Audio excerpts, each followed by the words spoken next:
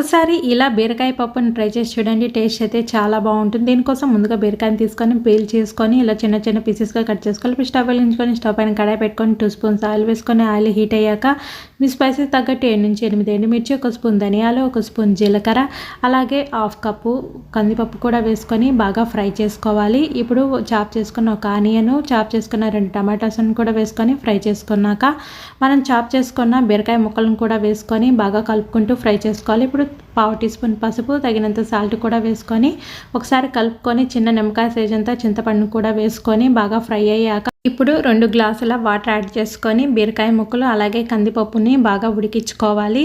ఇలా కందిపప్పు బీరకాయ ముక్కలు బాగా ఉడికి దగ్గరగా అయినప్పుడు ఒక బౌల్లో తీసుకొని మ్యాషర్తో లేదా పప్పు గుత్తితో బాగా మెదుపుకోవాలి. ఉడికించుకున్న ప్యాన్లో కొద్దిగా వాటర్ని యాడ్ చేసుకొని బాయిల్ చేసుకొని ఆ వాటర్ని కూడా ఒక కప్పు పోసుకొని మిక్స్ చేసుకుంటే టేస్టీగా ఉండే బీరకాయ పప్పు దేనిలోకైనా సూపర్ టేస్టీగా